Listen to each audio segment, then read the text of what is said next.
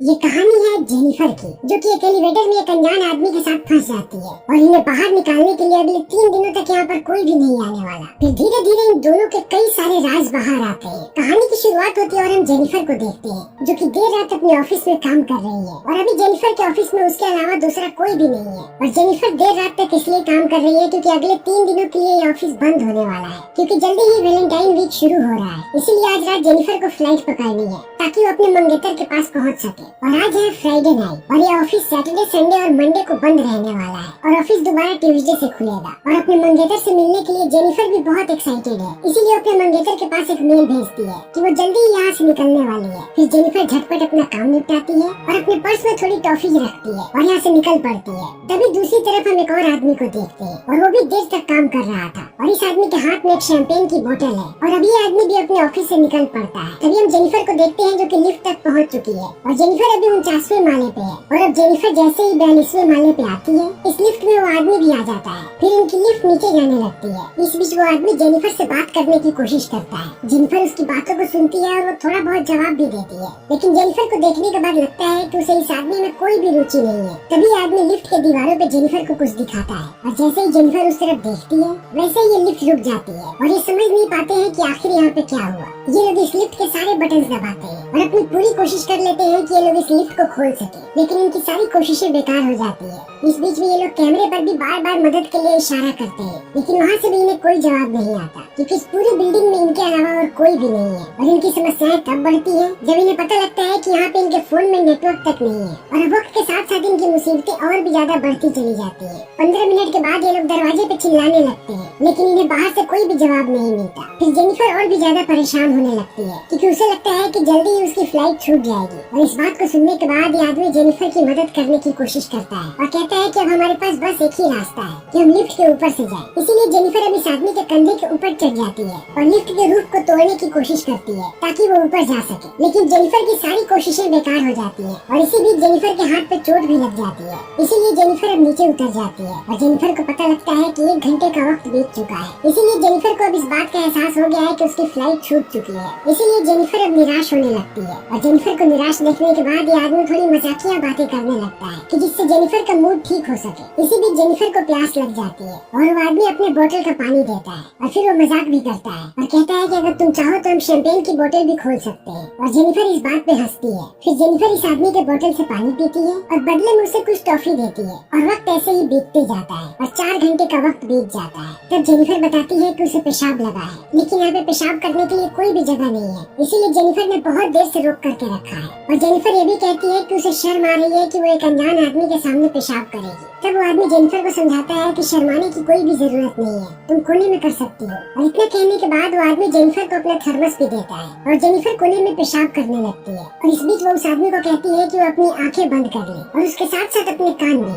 और वो आदमी ऐसा ही करता है और उसके साथ साथ ये आदमी गाना भी गाता है, जिससे जेनिफर और भी ज्यादा कंफर्टेबल हो जाती है। और अब इसके बाद जेनिफर और भी ज्यादा कंफर्टेबल हो जाती है और अब धीरे धीरे इन दोनों के बीच नजदीकियां बढ़ने लगती है और ये दोनों अपने बारे में बताना शुरू करते हैं। और जेनिफर बताती है कि वो न्यूयॉर्क जाने वाली थी किसी से मिलने के लिए, लेकिन अब सब कुछ खराब हो गया। फिर ये आदमी कहता है कि इसके लिए काम ही सब कुछ है, इसीलिए इस वीकेंड भी ये आदमी कुछ खास नहीं करने वाला था। और यहाँ पे आदमी अपना नाम भी बताता है कि इसका नाम है जॉन डिकिंस। और अब ये लोग यहाँ पे तरह तरह के गेम्स खेलते हैं और लिफ्ट के दीवार पे जो स्केच बना था, जेनिफर वहाँ पे एक और स्केच बनाती है। और अब यहाँ से ये दोनों एक दूसरे के साथ बहुत ही ज्यादा कंफर्टेबल होने लगते हैं। इसीलिए जॉन अपनी शैंपेन की बोतल खोलता है और ये दोनों एक साथ पीते हैं। फिर टाइम पास करने के लिए दोनों एक दूसरे की ड्राइंग बनाने लगते हैं और जॉन जेनिफर से कहता है कि उसने पहले भी जेनिफर को ऑफिस में देखा था, लेकिन वो इसलिए उसे नहीं बता रहा था कि कहीं वो अनकंफर्टेबल ना हो जाए। लेकिन जेनिफर इस बात को सुनने के बाद मुस्कुराती है और कहती है कि कोई बात नहीं, तुम मुझे बता सकते थे। फिर जेनिफर अपनी ड्राइंग जॉन को दिखाती है, लेकिन जेनिफर की ड्राइंग बहुत ही फनी होती है और उसमें जॉन को ऐसा लगता है कि मजाक उड़ाया है। तभी जॉन अपनी ड्राइंग दिखाता है और जेनिफर देखती है कि जॉन ने उसकी ड्राइंग को बहुत ही अच्छा बनाया है और उसमें वो बहुत ही खूबसूरत नजर आ रही है। इसीलिए अब जेनिफर को बुरा लगने लगता है और वो जॉन को सॉरी कहती है और जॉन की ड्राइंग की एक तस्वीर तस्वीर खींच लेती है अपने फोन में और कहती है कि अगर वो जिंदा बची तो वो इस तस्वीर का वॉलपेपर बनाएगी। और अब फिर से इन दोनों के बीच बातें शुरू हो जाती हैं और ये दोनों बहुत ही ज्यादा भूखे होते हैं, इसलिए ये लोग अपना टाइम पास करने के लिए किसी चीज के बारे में बात करना चाहते हैं। फिर ये दोनों एक के बाद एक बहुत सारे टॉपिक चुनते हैं, लेकिन इन्हें कोई भी टॉपिक पसंद नहीं आता और अंत में जेनिफर कहती है कि हमें अपनी सेक्स लाइफ के बारे में बात करना चाहिए। फिर जेनिफर अपना फोन निकालती है और वो जॉन को कहती है कि वो अपने सबसे अजीब एक्सपीरियंस के बारे में बताए और पूछती है कि क्या वो किसी से किसी अजीब जगह पे इंटीमेट हुआ है। लेकिन जॉन इस बात को सुनने के बाद शर्माने लगता है और वो कुछ भी नहीं बता पाता। तभी जेनिफर जॉन के हाथ में फोन दे देती है और वो अपने एक्सपीरियंस के बारे में बताने लगती है और कहती है कि वो एक बार लाइब्रेरी में एक लड़के के साथ इंटीमेट हुई थी और वो उसकी जिंदगी का सबसे अजीब अनुभव था। और अपना अनुभव साझा करने के बाद जेनिफर एक बार फिर से जॉन को कहती है कि वो अपने अनुभव के बारे में बताए, लेकिन जॉन एक बार फिर से शर्माने लगता है और कहता है कि उसके पास कोई भी ऐसा अनुभव नहीं है। फिर जेनिफर कहती है कि तुम कोई भी मनगढ़ंत कहानी बना सकते हो। फिर जॉन कहानी बनाने लगता है और कहता है कि एक बार वो गाड़ी से जा रहा था, तब उसकी गाड़ी में एक हॉट सी लड़की थी और अचानक वो अपने कपड़े उतारने लगी और वो जॉन के साथ इंटीमेट होने की कोशिश करने लगी। लेकिन इतना बोलने के बाद जॉन चुप हो जाता है और कहता है कि मुझे लगता है कि मैंने कुछ ज्यादा ही बोल दिया। लेकिन जेनिफर कहती है कि कोई बात नहीं और इस बात को सुनने के बाद जॉन जेनिफर की तरफ आगे बढ़ने लगता है और अब ये दोनों किस करने लगते हैं और देखते ही देखते ये दोनों फिर इंटीमेट होने लगते हैं। और इंटीमेट होने के बाद जॉन जेनिफर से कहता है कि उसे लगता है कि वो जेनिफर से प्यार करने लगा है और इस बात को सुनने के बाद जेनिफर थोड़ी सी ऑकवर्ड हो जाती है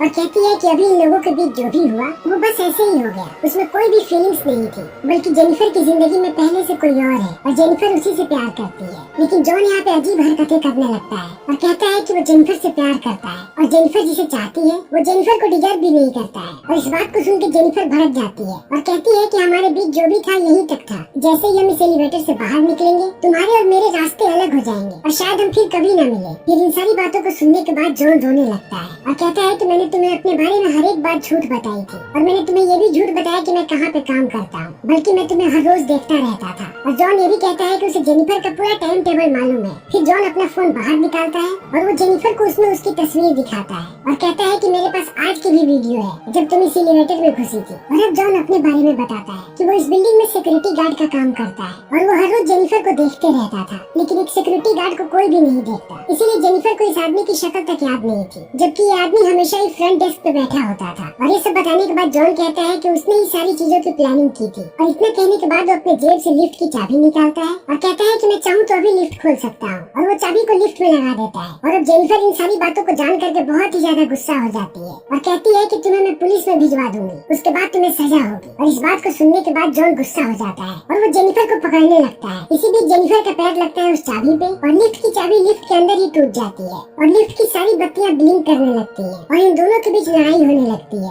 और इसी लड़ाई में जेनिफर जॉन के सर पे वार करती है और जॉन बेहोश हो जाता है और जेनिफर डर जाती है, उसे लगता है कि जॉन मर चुका है, इसीलिए वो जॉन के पास जाती है। तभी जॉन जेनिफर का सर नीचे पटक देता है और जेनिफर भी बेहोश हो जाती है। और जब थोड़ी देर के बाद जेनिफर को होश आता है तो वो देखती है कि जॉन पहले से ही होश में आ चुका है, इसीलिए वो जॉन से पूछती है कि तुमने ऐसा क्यों किया। तब जॉन कहता है कि मैं तुम्हारे साथ डेट पे जाना चाहता था, लेकिन मैं तुमसे ऐसे पूछता तो तुम मना कर देती, इसीलिए मेरे पास बस एक यही रास्ता था जब हम इंसानों की तरह मिल सके और तुम मुझे गार्ड ना समझो। फिर जेनिफर कहती है कि तुम मुझे ऐसे ही बंद करके नहीं रख सकते, इस कंपनी में जरूर कोई न कोई आएगा और वो इस लिफ्ट को खोलेगा। तब वो आदमी कहता है कि ट्यूसडे से पहले यहाँ पे कोई नहीं आने वाला और उसके साथ साथ जॉन ये भी कहता है कि मैंने तुम्हारे साथ कुछ भी गलत नहीं किया, हमारे बीच जो भी हुआ वो तुम्हारी मर्जी से हुआ है। तब जेनिफर कहती है लेकिन तुमने मुझे किडनैप किया है और तुम्हें इसके लिए सजा होके रहेगी। और इस बात को सुनने के बाद जॉन गुस्सा हो जाता है और वो एक बार फिर से जेनिफर पे हमला करने लगता है और वो जेनिफर के हाथ से वो गिफ्ट पैक छीन लेता है और जेनिफर ये सारे गिफ्ट अपने मंगेतर के लिए लेकर के जा रही थी। और जैसे ही जॉन गिफ्ट को खोलता है उसे अंदर एक शर्ट मिलती है और जॉन उस शर्ट को पहन लेता है। फिर वो जेनिफर को कहता है कि वो बाकी सारे गिफ्ट्स को खोले और जेनिफर जैसे ही डब्बा खोलती है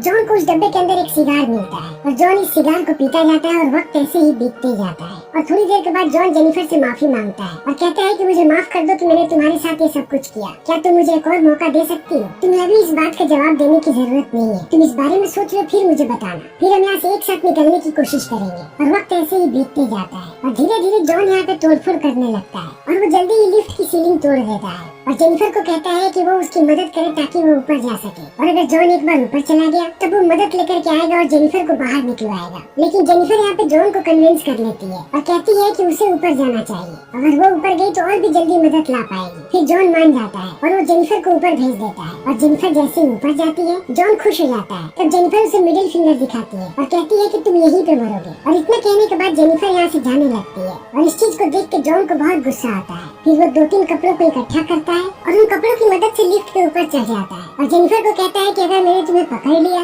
तो मैं तुम्हें जान से मार दूंगा। और अब जॉन जेनिफर का पीछा करने लगता है। तब तक जेनिफर दरवाजे तक पहुंच जाती है और वो दरवाजे के पास मदद के लिए चिल्लाने लगती है। तभी जॉन उसका पैर पकड़ करके नीचे खींचता है और ये दोनों वापस आकर के लिफ्ट में गिर जाते हैं और बेहोश हो जाते हैं। फिर थोड़ी देर के बाद जेनिफर को होश आता है और उसे फायर अलार्म नजर आता है, इसीलिए जेनिफर वहाँ पे सिगार जलाने लगती है ताकि फायर अलार्म बजे, लेकिन कुछ भी नहीं होता। फिर जेनिफर लिफ्ट के अंदर थोड़ा सा कागज जलाती है ताकि इससे फायर अलार्म एक्टिवेट हो जाए। तभी जॉन जग जाता है और वो कहता है कि यहाँ पे फायर अलार्म वाले भी नहीं आएंगे। और अब इस बात को सुन के जेनिफर और भी ज्यादा गुस्सा हो जाती है और वो जॉन को मारने लगती है, और वो जॉन को धमकी देती है कि वो सिगार के लाइटर से उसे जला देगी अगर उसने सब कुछ कबूल नहीं किया तो। और जॉन सब कुछ कबूल करने के लिए मान जाता है। तब जेनिफर अपना फोन निकालती है और उसे सब कुछ कबूल करने के लिए कहती है। तब जॉन कहता है कि उसने ही जेनिफर को यहाँ पे फंसाया है, और वो जैसे ही लिफ्ट में घुसा जेनिफर की नजरों से बच के उसने लिफ्ट में चाबी लगाई और लिफ्ट को बंद कर दिया। और उसके साथ साथ जॉन यहाँ पे सारी बातों को कबूल कर लेता है और जेनिफर उन सारी बातों को अपने फोन में रिकॉर्ड कर लेती है। और वो जॉन से पूछती है कि आखिर उसने ऐसा क्यों किया। तब जॉन कहता है कि वो जेनिफर के साथ डेट पे जाना चाहता था। फिर यहाँ पे जॉन अपने बारे में सारी चीजें बताता है और कहता है कि पहले वो सिक्योरिटी गार्ड नहीं था, वो एक बड़ी सी कंपनी में काम करता था और वो वहाँ का अकाउंटेंट था और वो इस काम में बहुत ही अच्छा था। फिर वो उस लड़की वाली कहानी बताता है जिस कहानी को वो पहले मनगढ़ंत कहानी बना करके बता रहा था, और कहता है कि मेरे साथ गाड़ी में एक लड़की थी और हम दोनों गाड़ी में ही इंटीमेट हो रहे थे, तभी गाड़ी का एक्सीडेंट हो गया और उस लड़की की मौका वारदात पर ही मौत हो गई। फिर मुझे 6 महीने के लिए जेल में डाल दिया गया, और जब मैं जेल से बाहर आया तब मुझे कोई भी नौकरी देने को तैयार नहीं था, इसीलिए मुझे सिक्योरिटी गार्ड की नौकरी करनी पड़ी। लेकिन वक्त बीतते गया और मैं अपने पुराने समय को मिस करने लगा, इसीलिए वो डेट पे आना चाहता था। लेकिन इन सारी बातों को सुनने के बाद जेनिफर कहती है कि आखिर तुमने मुझे ही क्यों चुना। तब जॉन कहता है क्योंकि मैं तुम्हें पसंद करता था। और अब यहाँ से समय ऐसे ही बीतते जाता है और मंडे का दिन आ जाता है। तभी हम इस कंपनी के एक और सिक्योरिटी गार्ड को देखते हैं जो अपनी गर्लफ्रेंड को लेकर के चोरी चुपके से यहाँ पे आया हुआ है, और ये गार्ड जॉन को यहाँ पे ढूंढने लगता है। लेकिन जब जॉन उसे नहीं मिलता तब वो सिक्योरिटी फुटेज देखने लगता है और उसे पता लगता है कि ये दोनों के दोनों लिफ्ट में फंसे हुए हैं, इसीलिए वो माइक से लिफ्ट में कहता है कि वो उन्हें बचाने के लिए आ रहा है। और जेनिफर इस गार्ड को कहती है कि वो जल्दी आए क्योंकि उसे मदद की जरूरत है। फिर ये गार्ड भी जल्दी पहुँचता है लिफ्ट के पास और वो एक रॉड की मदद से लिफ्ट के दरवाजे को खोलने लगता है, और जेनिफर उसे कहती है कि उसे पूरे दरवाजे को खोलना पड़ेगा। और जेनिफर गार्ड से बात कर ही रही होती है तभी जॉन जेनिफर को पकड़ लेता है और उसका मुंह दबा देता है, और वो गार्ड को कहता है कि उसे अंदर आना पड़ेगा। और वो गार्ड जैसे ही अंदर घुसता है जॉन उसे मार देता है और वो जेनिफर को भी बेहोश कर देता है। फिर वो जेनिफर को लेकर के बाहर आता है और उसे अपनी गाड़ी की डिक्की में डाल देता है और पहुँचता है वॉशरूम में, जहाँ वो अपने शरीर को साफ करता है और सिक्योरिटी गार्ड के ड्रेस को पहन लेता है। उसके साथ साथ वो जेनिफर के सिगार को भी अपनी जेब में रख लेता है